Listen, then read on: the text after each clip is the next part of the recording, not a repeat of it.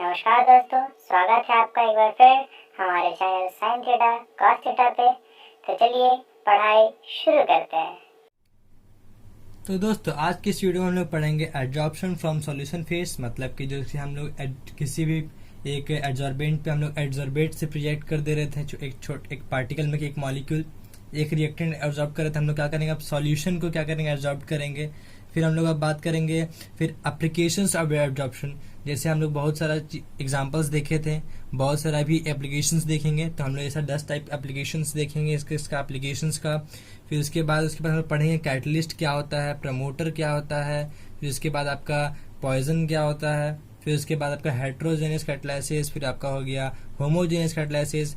बहुत सारा चीज़ का हम लोग क्या करेंगे इस वीडियो में तो देखेंगे। तो चलिए बिना टाइम वेस्ट किए हम लोग क्या करते हैं, पढ़ाई को स्टार्ट करते हैं। तो सबसे पहले हम लोग देख लेते हैं एडजॉर्प्शन फ्रॉम सॉल्यूशन फेस। क्या करेंगे, एडजॉर्प्शन फ्रॉम सॉल्यूशन फेस।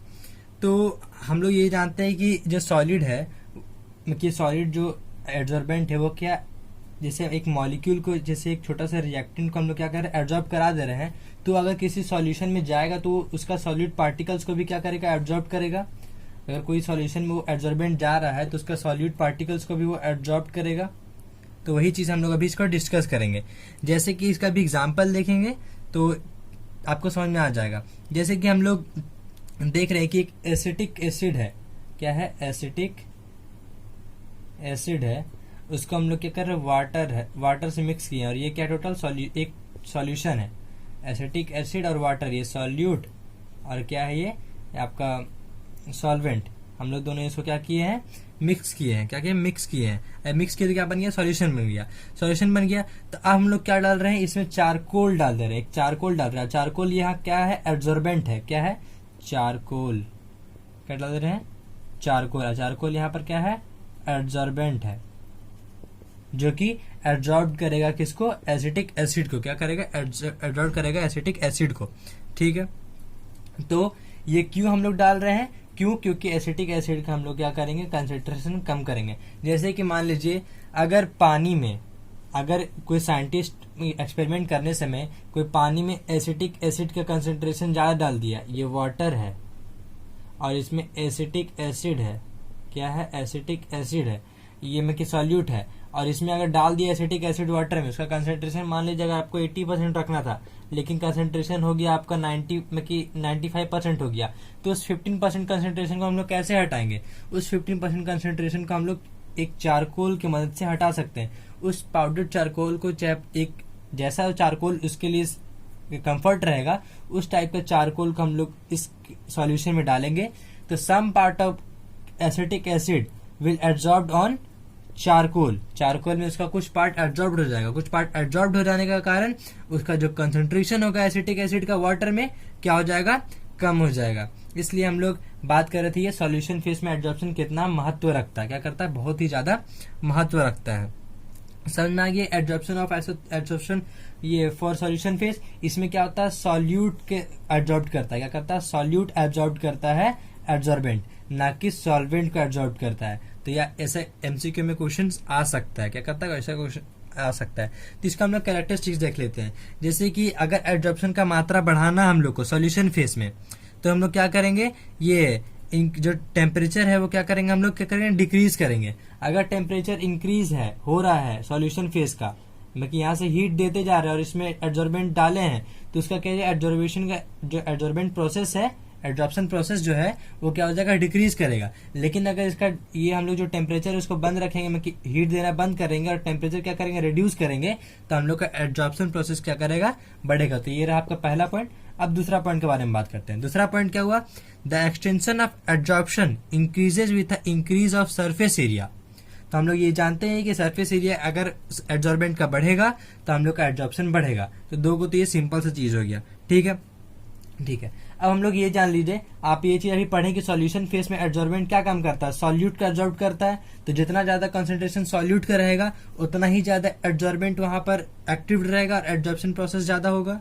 यहाँ चीज क्लियर है। जैसे नेचर ऑफ था, जैसे आपका फिजिक्स ऑप्शन में क्या था कि नेचर ऑफ ये सॉल्वेंट, जो नेचर ऑफ सॉल्यूट था वो आपका क्या कहता था, कि nature of adsorbate, nature of adsorbate अगर नेचर पे डिपेंड करता था उस हिसाब से एड्जॉर्बेंट वहां पर बढ़ता था घटता था। इसी तरह यहाँ पर number of concentration of solute depend करता है उसका एड्जॉर्प्शन पे कि वो बढ़ेगा कि घटेगा। ठीक है, अब इसमें जैसे हम नेचर का बात किए एड्जॉर्बेट का, वो चीज नेचर यहाँ भी बात होता है इसमें भी। ये जो सॉल्यूट है एसिटिक एसिड, वो तो वही काम एड्जॉर्बेट का ही काम कर रहा है ना, भले वो सॉल्यूशन फेस है लेकिन जो इस पे चिपक रहा है वो तो एड्जॉर्बेंट का ही काम कर रहा है ना। क्या कर रहा है, एड्जॉर्बेंट का ही काम कर रहा है। तो हम लोग इसमें 4 पॉइंट पढ़े। क्या क्या पढ़े कि अगर इंक्रीज करेंगे टेम्परेचर तो डिक्रीज हो जाएगा, अगर टेम्परेचर इंक्रीज हो रहा है तो एड्जॉर्प्शन क्या हो जाएगा, डिक्रीज करेगा, और वही अगर टेम्परेचर डिक्रीज हो रहा है तो क्या करेगा, एड्जॉर्प्शन क्या होगा, इंक्रीज कर जाएगा। ये पहला पॉइंट था। फिर सरफेस एरिया पे, सरफेस एरिया अगर बड़ा है तो एड्जॉर्प्शन बड़ा है, सरफेस एरिया छोटा है तो एड्जॉर्प्शन छोटा है। ठीक है, फिर तीसरा क्या है, concentration of solute, concentration of solute ज्यादा है तो उसका एड्जॉर्प्शन ज्यादा है, और फिर उसको अगर कम है तो एड्जॉर्प्शन कम है। ठीक है, फिर इसके बाद depend on the nature of adsorbent, मतलब कि depend on the nature of acetic acid और सॉल्यूट। यहाँ तो एसिटिक एसिड हम लोग ये एग्जांपल ले रहे हैं ना, तो किसी सॉल्यूट का हम लोग क्या कर रहे हैं, ये नेचर पे डिपेंड कर रहे हैं। तो जैसे हम लोग पढ़े थे फ्रेंडली का एक इक्वेशन पढ़े थे हम लोग, फ्रेंडली इक्वेशन क्या बोला था कि जब हम लोग जो एड्जॉर्प्शन आइसोथर्म में पढ़े थे तो उसमें क्या था, x by M equal to K P 1/n, K P 1/n था। यही था ना आपका इक्वेशन जब हम लोग प्रेशर पे रिलेटेड पढ़े थे, क्योंकि वो फिजिक्स ऑप्शन से रिलेटेड था ज्यादातर। तब ये जो सॉल्यूशन फेस है इसमें क्या होगा ना कि जो P के जगह में क्या हो जाएगा, C हो जाएगा, मतलब कि यहाँ पर कंसंट्रेशन महत्व रखेगा ज्यादा। क्या करेगा, यहाँ पर कंसंट्रेशन रहेगा।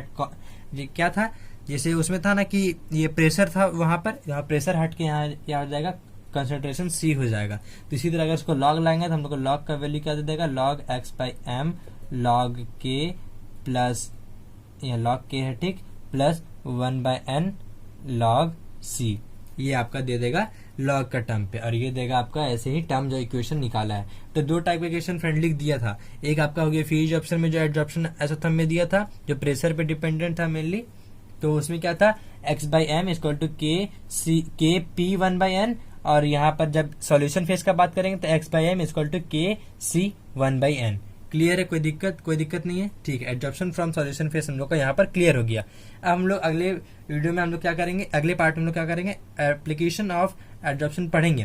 तो हम यहाँ पर जो 10 एप्लीकेशन है उसको लिख देंगे और उसको एक्सप्लेन हम कर देंगे इधर, ठीक है, एक्सप्लेन हम कर देंगे, कैसे भी आपको एक्सप्लेन आपको चाहिए ना, आपको एक्सप्लेन कर देंगे हम।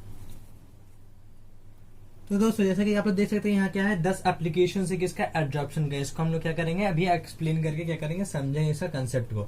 तो सबसे पहला हम लोग एप्लीकेशन को रीड कर लेते हैं। Production of high vacuum gas mask, control of humidity, removal of colouring metal from solution, heterogeneous catalysis, फिर separation of inert gases in curing diseases, froth flotation process, फिर आपका एड्जॉर्प्शन इंडिकेटर, फिर chromatographic analysis. तो चलिए एक एक करके क्या करते हैं समझते हैं। तो प्रोडक्शन ऑफ हाई वैक्यूम क्या है, प्रोडक्शन ऑफ हाई वैक्यूम। तो याद करिए सबसे पहले वीडियो में मैंने आपको बताया था कि अगर कोई, हमने एग्जांपल दिया था एड्जॉर्प्शन का कि अगर कोई वेसल में बहुत सारा गैसेस है, O2, N2 और भी बहुत सारे गैसेस है, तो हम लोग उस गैसेस उस क्लोज्ड वेसल में अगर हम लोग चारकोल डाल के उसको मिक्स करेंगे तो वो चारकोल क्या करेगा, उसको ये गैस को एब्जॉर्ब कर लेगा और वहां पर उसका जो गैस का कंसंट्रेशन है वो क्या करेगा, कम करेगा। तो अगर गैस का कंसंट्रेशन कम करेगा तो वो क्या करेगा, हाई वैक्यूम प्रोड्यूस करेगा। तो पहला ये चीज समझ में आ गया, ठीक है। अब आते हैं गैस मास्क पे। तो गैस मास्क इसका एक ऐसा डिवाइस है गैस मास्क कि जिसमें वो गैस मास्क में ऐसा एक्टिवेटेड चारकोल होता है या तो एब्जॉर्बेंट होता है जो कि आपको कोल माइंस या फिर ये पॉइजनस गैसेस के जगह में आपको वो गैस को एब्जॉर्ब कर लेता है। जैसे कि कोल माइंस में आप लोग जा रहे थे, बहुत टाइप का अंदर धरती के अंदर तो बहुत टाइप का गैस है, बहुत सारा हर चीज टाइप का गैस है। तो उस गैस को और अपना हम लोग ह्यूमन का तो नोज एब्जॉर्ब तो कर नहीं पाएगा, आपको तो क्या करेगा, बीमार कर देगा। तो उस बीमारी से बचने के लिए क्या करते हैं, गैस मास्क का उपयोग करते हैं। उस गैस मास्क में क्या रहता है, चारकोल रहता है, नहीं तो बहुत टाइप का एब्जॉर्बेंट मिला हुआ रहता है। वो आपका डिपेंड करता है क्वालिटी पे। तो वो ऐसा डिवाइस है जो क्या करेगा, वैसे चारकोल क्या है, एक एब्जॉर्बेंट है, वो आपका फाइनली डिवाइडेड स्टेट है जिसमें आपका सरफेस एरिया बहुत है, इसीलिए हम लोग चारकोल को लेते हैं कि उसका ये सरफेस एरिया बड़ा है तो उसमें एडजॉर्प्शन प्रोसेस ज्यादा होगा और ये बहुत ही जल्दी हम लोग क्या करेगा, पॉइजनस गैसेस को क्या करेगा, एब्जॉर्ब कर लेगा। तो गैस मास्क का फंक्शन क्या है, क्यों एप्लीकेशन इसको बोलते हैं, समझ में आ गया। ठीक है, तो हम लोग बात करते हैं कंट्रोल ऑफ ह्यूमिडिटी।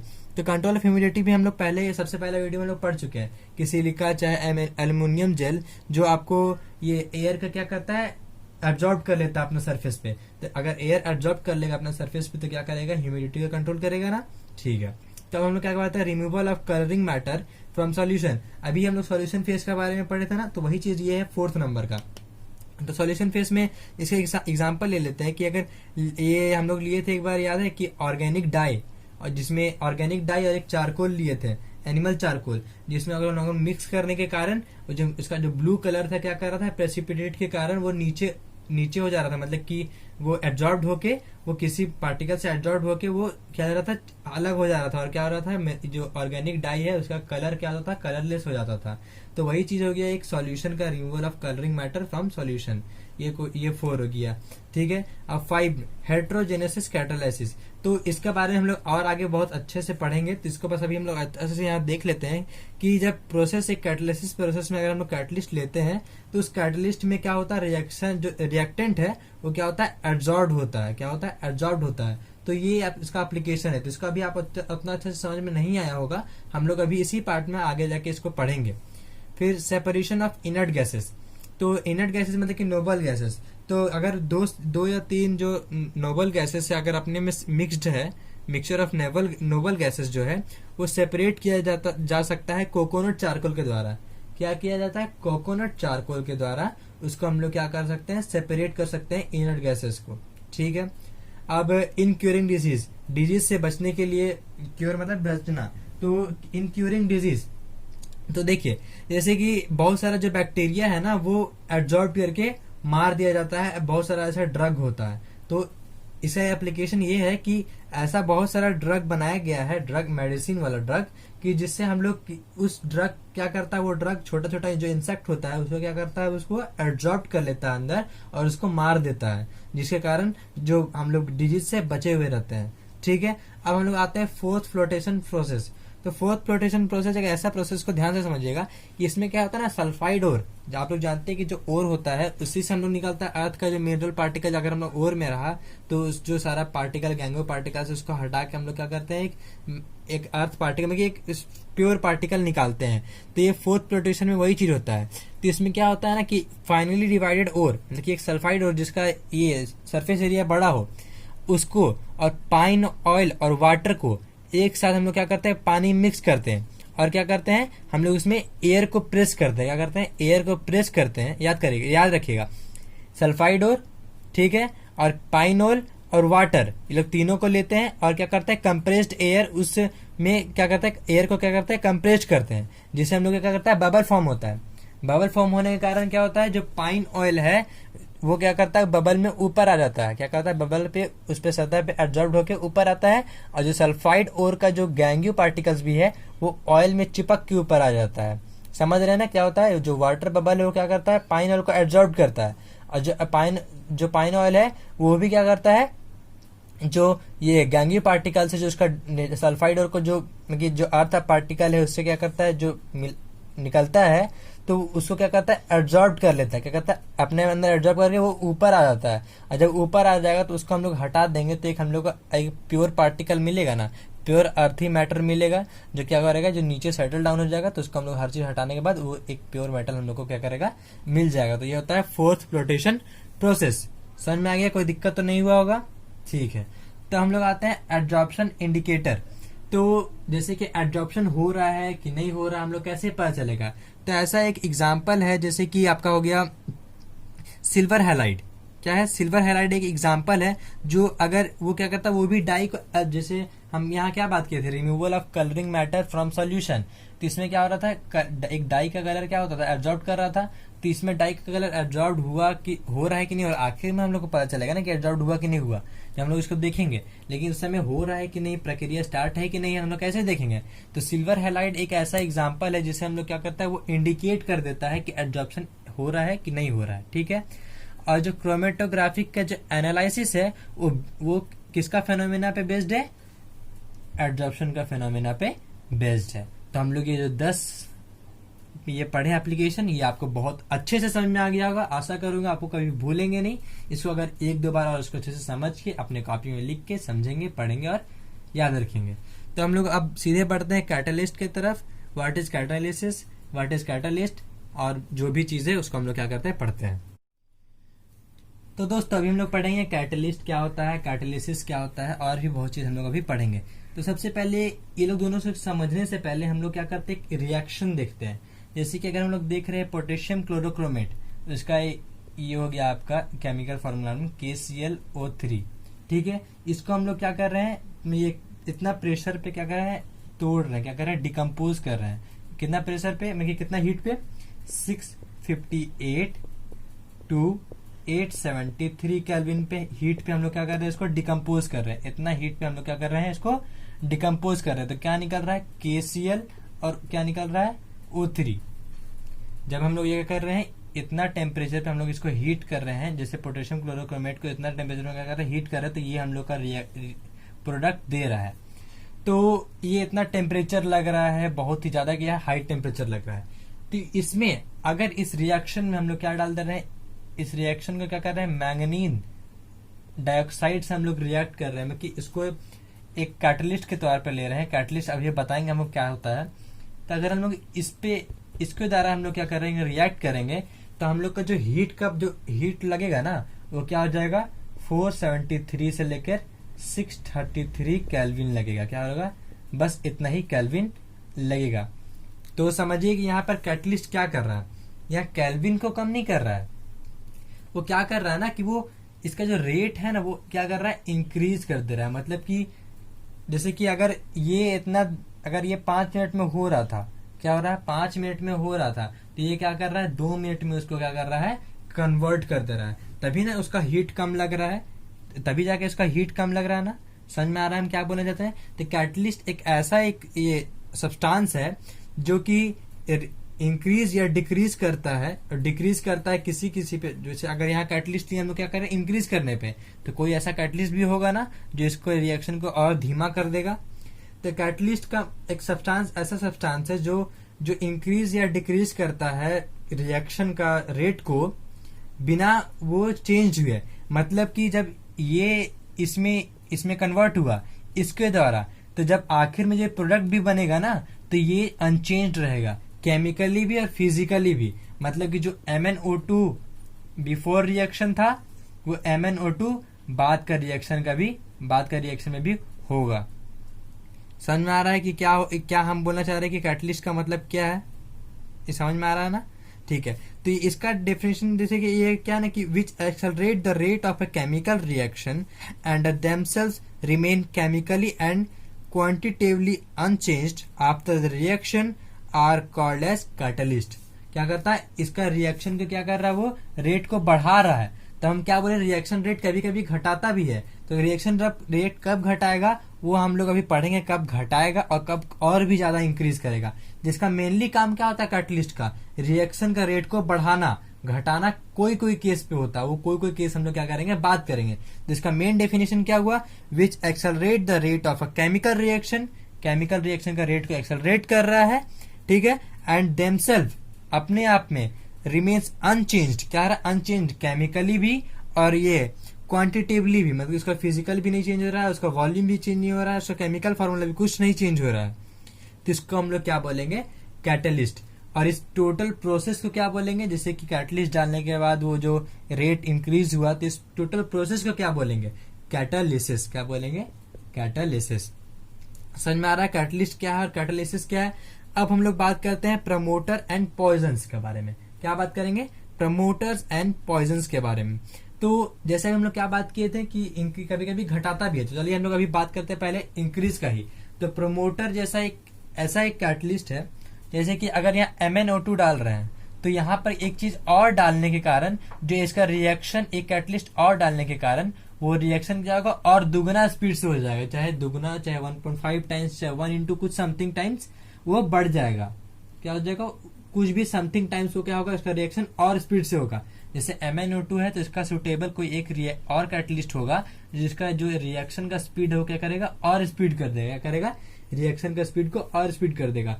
तो उस कैटलिस्ट को हम लोग क्या बोलते हैं, प्रमोटर।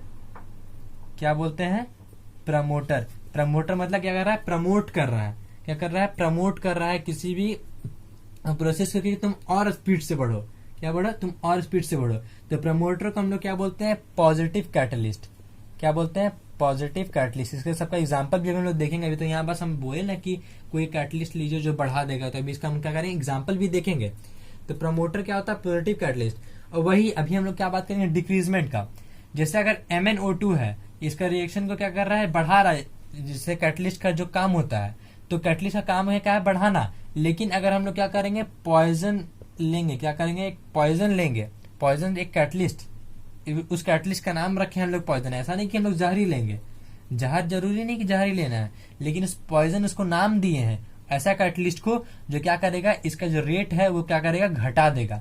अगर ये डालने पे 2 मिनट का हो गया, मतलब डालने पे कैटलिस्ट 2 मिनट में रिएक्शन तैयार कर दे रहा है, तो पॉइजन डालने पे क्या करेगा, वो 3 मिनट या 4 मिनट पे देगा, मतलब उसका रेट ऑफ जो होगा वो घट जाएगा। तो इसको हम लोग क्या बोलेंगे, नेगेटिव कैटलिस्ट। तो हम लोग चलिए इसका एग्जांपल भी तुरंत देख लेते हैं। तो दोस्तों जैसे कि अपने स्क्रीन पे देख सकते हैं कि क्या है, 2 रिएक्शन है। ये रिएक्शन है हम लोग इक्वेशन के साथ दिखाए हैं, और ये रिएक्शन को क्या दिखाए हम लोग वर्ड के साथ दिखा रहे हैं। तो समझने के लिए हम ऐसा लिखे हैं। तो देखिए ये क्या, एक पहली बात, ये कौन सा प्रोसेस है, आप लोग पढ़े होंगे 11 में भी, ये क्या है, हैबर्स प्रोसेस है। क्या है, हैबर्स प्रोसेस है, जिसमें हम लोग क्या करते हैं, अमोनिया को क्या करते हैं, ये फॉर्म करते हैं। तो ये क्या है, हैबर्स प्रोसेस है। क्या है, हैबर्स प्रोसेस है। अब हम लोग देखते हैं, चलिए देखिए। तो सबसे पहले बात, हैबर्स प्रोसेस में क्या होता है, N2 अगर एक गैस है और 3H2 भी गैस है, लेकिन डाई और डाई हाइड्रोजन, तो उसको हम लोग बैलेंस करके यहाँ 3 में यहाँ पर क्या कर रहे हैं, अमोनिया फॉर्म कर रहे हैं। और यहाँ पर कैटलिस्ट क्या होता है, आयरन, न कि जो इसका रिएक्शन को क्या करता है, तेज कर रहा है। मतलब क्या कर रहा है, वो 5 मिनट में हो रहा था, क्या कर रहा है, 2 मिनट में कम कर दे रहा है। इसका रिएक्शन को क्या कर रहा है, वो स्पीड करता है इसका केमिकल रिएक्शन को। तो ये केमिकल रिएक्शन स्पीड कर रहा है, तो इसका केमिकल रिएक्शन और स्पीड करना है, तो जैसे हम लोग 2 मिनट की जगह नहीं, हम लोग 1 मिनट में इसका रिएक्शन कंप्लीट चाहिए, तो हम लोग इसमें क्या डाल रहे हैं, हम लोग इसमें मॉलिबेनम। ठीक है, मॉलिबेनम को हम लोग क्या दिखा रहे हैं, MO से दिखा रहे हैं। मॉलिबेनम एक कैटलिस्ट है जो हम लोग, ये प्रमोटर का यहाँ पर क्या करता है, ऐसा नहीं, मॉलिबेनम जो यहाँ पर एक कैटलिस्ट है जो क्या करता है, यहाँ पर ये कैटलिस्ट का काम करता है, जो यहाँ पर प्रोमोटर का काम करता है इसका रिएक्शन को और स्पीड से बढ़ाने के लिए। तो इसका स्पेलिंग देख लीजिए, क्या है,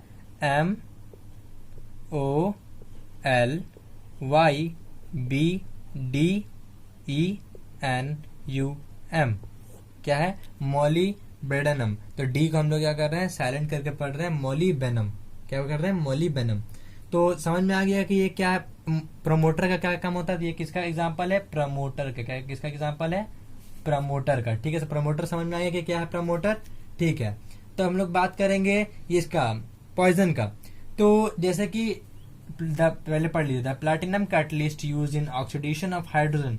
तो हाइड्रोजन का ऑक्सीडेशन के करने के समय जब प्लैटिनम एक ये आपका कैटलिस्ट का काम करता है, उसका इंक्रीजमेंट बढ़ाता है, तब वो जो CO होता है, जो कार्बन मोनोऑक्साइड है, उसको वो क्या करता है, उसका जो रेट इंक्रीज करता है, उसको क्या करता है, घटाता है। तो मतलब रेट इंक्रीज जो कर रहा है कैटलिस्ट, क्या कर रहा है, घटा दे रहा है। मतलब कि क्या काम कर रहा है यहाँ का, ये पॉइजन, ये मतलब ये पॉइजन का काम कर रहा है। मतलब ये नेगेटिव कैटलिस्ट हुआ और ये क्या हुआ, पॉजिटिव कैटलिस्ट हुआ।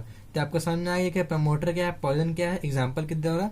तो हम लोग पढ़ते हैं टाइप्स ऑफ कैटलिस्ट। तो पढ़ने से पहले हम लोग क्या करते हैं, यहाँ पर अभी हम लोग एग्जाम्पल क्या हम लोग अभी समझ लेते हैं। यहीं पर क्या करते हैं, यहीं पर हम लोग समझ लेते हैं कि बहुत सारा टाइप का क्या है, 2 टाइप का ही कैटलिस्ट होता है, homogeneous catalyst and heterogeneous catalyst. हम लोग अगला पार्ट में क्या करेंगे, जो पार्ट आएगा उसमें हम लोग रिएक्शंस देख लेंगे। इसमें हम लोग क्या करते हैं, बस समझ लेते हैं। तो होमोजेनियस कैटलिस्ट का मतलब क्या हुआ ना, कि अगर रिएक्टेंट ये गैस में है, ये गैस में है, तो ये भी कैटलिस्ट जो हम लोग लेंगे वो भी गैस में होना चाहिए। लेकिन यहाँ जो Fe क्या है, सॉलिड में है, तो ये क्या हुआ आपका हेट्रोजेनियस कैटलिस्ट। और अगर मान लीजिए ये गैस रिएक्टेंट गैस है, एक और रिएक्टेंट टोटल गैस है, मान लीजिए ये गैस है, और जो यहाँ पर कैटलिस्ट ले रहे हैं वो क्या कर रहे हैं, वो भी गैस ले रहे हैं, तो वो क्या होगा, होमोजेनियस कैटलिस्ट। लेकिन अगर रिएक्शन सॉलिड सॉलिड है, मान लीजिए रिएक्शन सॉलिड है, ये भी सॉलिड है, हम लोग क्या कर ले, कैटलिस्ट को ये गैस ले रहे हैं, तो क्या हो गया, हेट्रोजीनियस हो गया। मतलब कि अगर ये रिएक्टेंट का फेस और अगर कैटलिस्ट का फेस सेम हुआ तो क्या होगा, होमोजेनियस कैटालिसिस। और रिएक्शन का फेस और जो कैटलिस्ट का फेस है डिफरेंट हुआ तो क्या होगा, हेट्रोजेनियस कैटालिसिस। समझ में आ गया। तो हम लोग सीधे अब उतरते हैं आपका फील्ड में, कौन सा फील्ड में, रिएक्शन का इक्वेशन का फील्ड में, एग्जाम्पल देखने के लिए। तो दोस्तों जैसे कि अपने स्क्रीन के सामने हम लोग देख सकते हैं, यहाँ पर 6 रिएक्शंस लिखा हुआ है। 2 रिएक्शन जो ऊपर का क्या है, होमोजेनियस कैटालिसिस का रिएक्शन है, उसके लिए 2 ही काफी है। और फिर हम लोग बात करेंगे इधर 4 रिएक्शन हेट्रोजेनेसिस कैटालिसिस का। ठीक है, यहाँ कैटालिसिस क्यों बोल रहे हैं, क्योंकि ये टोटल यहाँ रिएक्शन है, तो रिएक्शन को क्या बोलते हैं, कैटालिसिस। और एक छोटा सा सब्सटेंस लेते हैं उसको क्या बोलते हैं हम लोग, कैटालिस्ट। समझ में आ रहा है ना क्या बोलना चाह रहे हैं हम। ठीक है, चलिए तो सबसे पहले हम लोग क्या कर लेते हैं, यहाँ नेमिंग कर लेते हैं कि कौन सा कौन फेस का है। तो SO2 तो आप लोगों को पता है ये गैस फेस का है। ठीक है, फिर उसके बाद जो O2 वो कौन सा फेस का है, गैस फेस का। बगल में यहाँ लिखते हैं, लेकिन बगल में शायद लिखने में आपको समझ में ना आए बाद में देखने पे, तो हम लिख ही देते हैं। ये गैस फेस का, ये क्या है, गैस फेस का है। और SO3 क्या है, ये भी आपका गैस फेस का है। क्या है, गैस फेस का है। ठीक है, तो अब यहाँ पर इसका देख लेते हैं। जो C12O12 है, C12H22O11 क्या है, सुक्रोज है। सुक्रोज मीन्स वो शुगर का ही पार्ट है। क्या है, शुगर का ही पार्ट है, लेकिन उसको क्या कर रहे हैं हम, वाटर के साथ मिक्स कर रहे हैं। तो ये क्या होगी, ये भी एक्वस सॉल्यूशन हो गया, और ये क्या है, ये तो लिक्विड है। ठीक है, और फिर ये जो C6H12 है, ये भी आपका एक्वस सॉल्यूशन में आएगा, ये भी आपका एक्वस सॉल्यूशन में आएगा, क्योंकि H2O से मिक्सड हो गया है।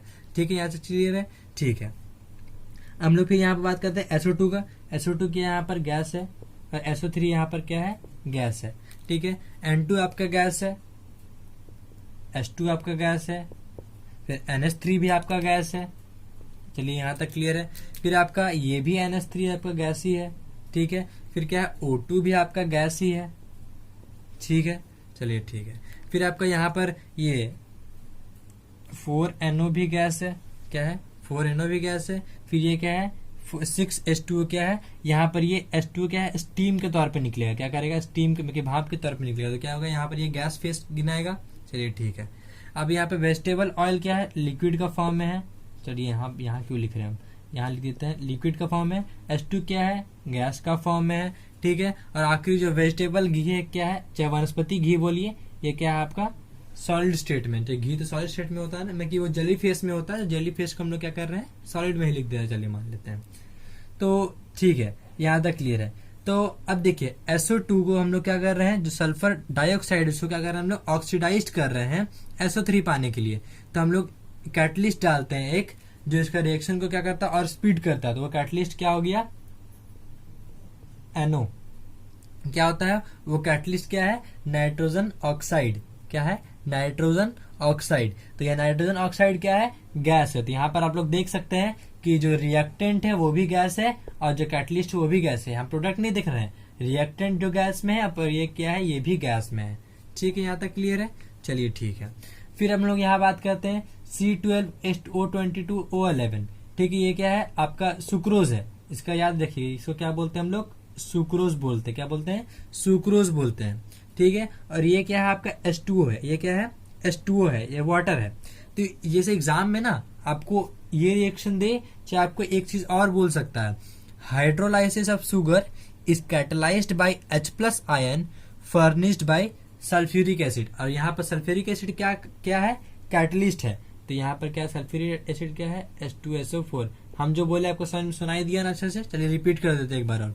Hydrolysis of sugar in catalyst is catalyst by H+ ions furnished by H2SO4। मतलब कि H2SO4 से ही हम लोग जो मिक्स करने के बाद जो H+ आयन मिल रहा है, उसी H+ आयन के द्वारा हम लोग क्या कर रहा है, ये कैटलिसिस प्रोसेस क्या कर रहा है, आगे बढ़ रहा है। तो ये आपका रिएक्शन हो गया। तो आप लोग देख सकते हैं कि ये एक्वस सॉल्यूशन में है, ये लिक्विड सॉल्यूशन में है, तो और ये भी लिक्विड सॉल्यूशन में। कि तो एक्वस सॉल्यूशन बोली चाहे लिक्विड सॉल्यूशन बोली, तो सेम ही है। तो ये दोनों, ये क्या हो गया, होमोजेनियस से कैटलिसिस हो गया। अब हम लोग इसी रिएक्शन में बात करते हैं कि देखिए यहाँ चीज एक ही चीज लिखा हुआ है, C6H12O6, और यहाँ भी क्या लिखा हुआ है, C6H12O6। तो आप लोग सोचेंगे दो, तो हम लोग लिख सकते 2,6 यहाँ पर 2 लिख देते तो दोनों हो जाता, लेकिन नहीं। ये एक है ग्लूकोज और सेम फॉर्मूला का क्या है आपका फ्रुक्टोज। क्या है सेम फॉर्मूला का है ये फ्रुक्टोज। आप लोग यहाँ पे अपने स्क्रीन के सामने एक फिगर देख सकते हैं, जो फिगर अभी मैंने लगाया है, इसको फिगर को पॉज करके देख लीजिए कि ये दोनों में क्या अंतर है।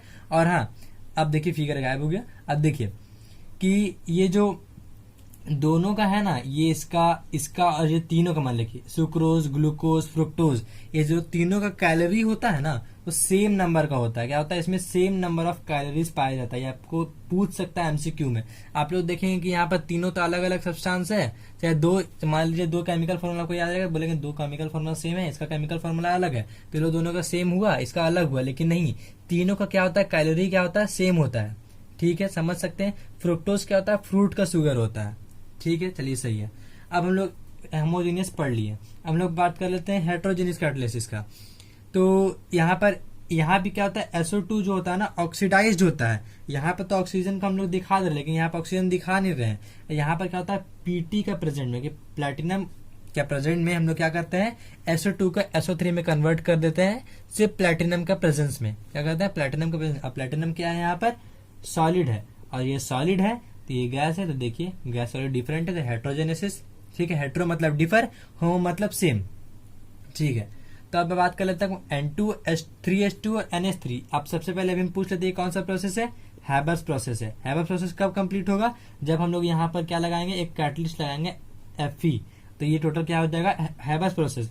अब लोग यहाँ देख सकते हैं कि ये गैस है, ये गैस है, तो ये क्या है आपका, ये देख रहे हैं सॉलिड है, तो हेट्रोजेनियस कैटालिसिस। ठीक है, हम लोग फिर यहाँ देख रहे हैं 4NH3O2, कि एमोनिया का हम लोग क्या कर रहे हैं, ऑक्सीडाइज कर रहे हैं। अगर हम लोग एमोनिया को ऑक्सीडाइज कर रहे हैं प्लेटिनम गॉज का प्रेजेंस में, क्या कर रहे हैं, प्लेटिनम गॉज में, कि पीटी हम लोग प्लेटिनम गॉज के प्रेजेंस में, तो क्या दे रहा है 4NO + 6H2O। और यहाँ पर हम लोग बैलेंस करेंगे तो ये क्या हो जाएगा, 5O2 हो जाएगा। क्या हो जाएगा, 5O2। SO2 मत समझ लीजिएगा, ये क्या है, 5O2 है। ठीक है, और ये कौन सा प्रोसेस हो गया, ऑस्टवर्ड प्रोसेस। क्या हो गया, ऑस्टवर्ड प्रोसेस। स्पेलिंग देखिए, OSTWALDS